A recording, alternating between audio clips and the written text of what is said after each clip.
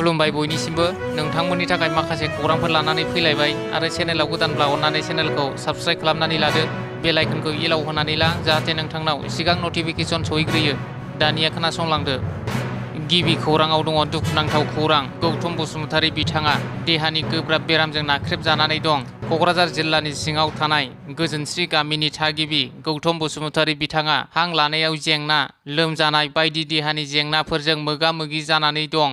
गौतम बसुमतारी बिथांनि आंगो बिसिया फोरमायनाय बादिब्ला उदैयाव अन्थाइबो जादोंमोन होनना फोरमायदों। गौतम बसुमतारी बिथांखौ गोबां देहा फाहामसालियाव फाहामथाय होदोंमोनब्लाबो मोजां थासारियाव लाबोनो हायाखै। दायो बिथांनि देहाखौ मोजां थासारिसिम लाबोनो थाखाय गुवाहाटीनि स्वागत सुपार स्पेशियेलिटी हस्पिटालाव फाहामथाय होगासिनो दङ।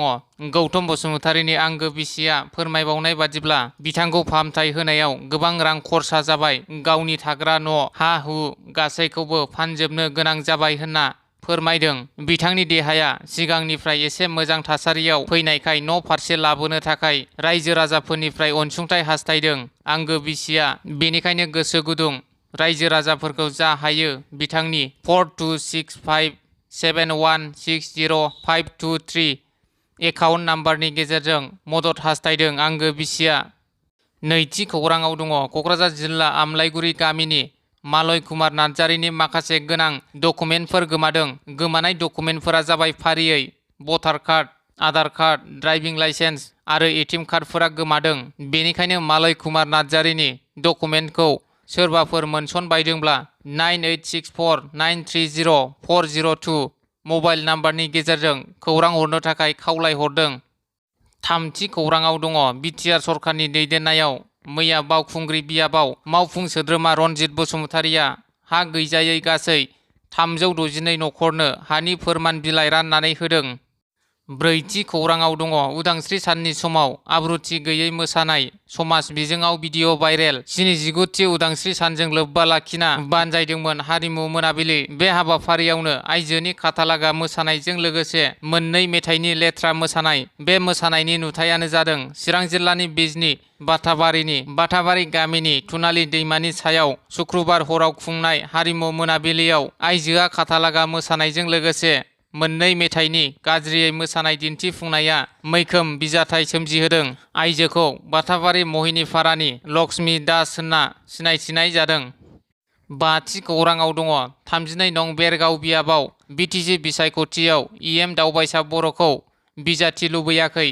बेरगाव जिल्ला इउपिपिएलनि 32 नं बेरगाव बियाबाव इएम दावबायसा बर'खौ फैगौ बिटिसि बिसायख'थियाव बिजाथि नांला होननानै खुद्रिदों। इउपिपिएल दोलोनि 32 नं बियाबनि गोबां बिबानगिरि आरो मददगिरि रायजो राजाफोरा बिटिसि बिसायख'थियाव गोदान बिजाथिनि मोखां लाबोनो थाखाय खावलायदों। बिटिसिनि गाहाय खुंगिरि प्रमद बर'निसिम रायजो राजाफोरा बेरगाव बियाबनि मददगिरि रायजो राजाफोरनि गोदान बिजाथि हास्थायनाया बेसेबां जाफुंगोन बेखौ समावसो मिथिसिगोन। रायजो राजाफोरा अजद होनाय बादिब्ला गोबाव समनिफ्रायनो इउपिपिएलनि जानानै खामानि मावबोनाय मददगिरिफोरा जेबो रेसपन्स मोनाखै होनना रायजो राजाफोरा बुंथिदों।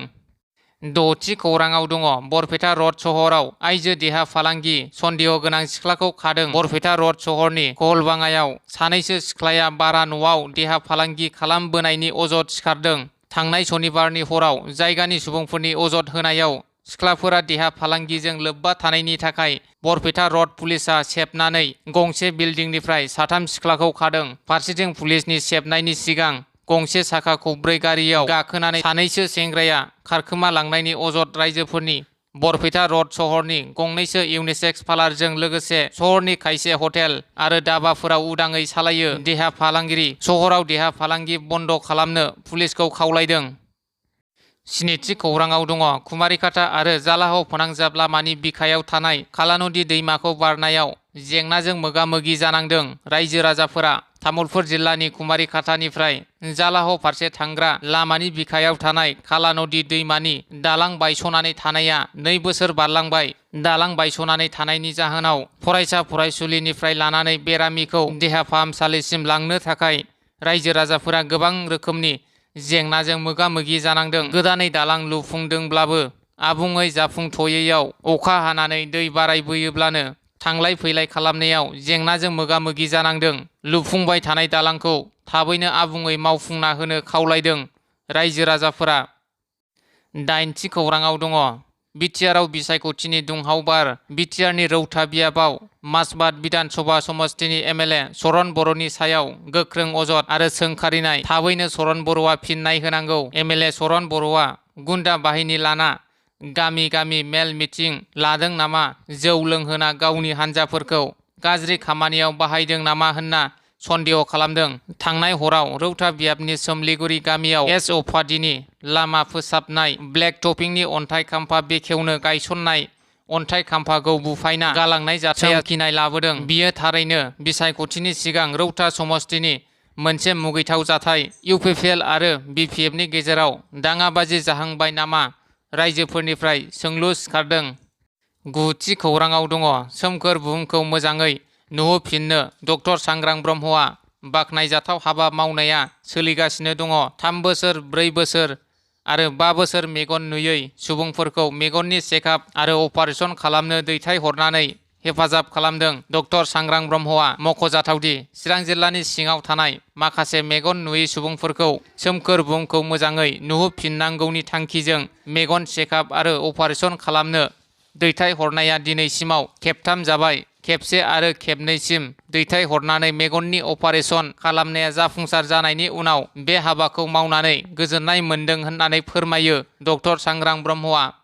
10थि खौराङाव दङ रुंसारि सुनिता दैमारिनि नखरनो सिएम प्रमद बर'आ 1 लाख रां अनसुंथाइ होदों। थांनाय मैयानि हराव बारलांनाय गिख्रंथाव बारहुंखायाव गहपुर हालामनि राङाजान गामिनि सुनिता दैमारिया न'आव दंफां बायसिन जानायनि जाहोनाव जिउ गोमायो आरो बेजोंनो लोगोसे उन्दुनानै थाफानाय फिसौज्ला अच्युत बसुमतारिया इसोरनि अननायाव बासियो। खौरांखौ मोननाय लोगो लोगो बिटिआरनि सिएम प्रमद बर'आ जाथायनि सायाव सुलु लाहरो आरो दुखुथिया नखरनो 1 लाख आरो उन्दै गथ'खौ फाहामथाय होनो 20,000 रां अनसुंथाइ हरो। बे अनसुंथाइ हरनायखौ गहपुर जिल्ला इउपिपिएलनि आफादगिरि निजोम बसुमतारि, लोगो आफादगिरि ज्योति दैमारि, लक्षिराम बसुमतारि, आइजो गांखंनि आफादगिरि निजोरा बसुमतारि, लोगो आफादगिरि निजु दैमारि आरो हालामनि माखासे दैदेनगिरिफोरा रुंसारि सुनिता दैमारिनि नखराव थांनानै चेकखौ गथायो।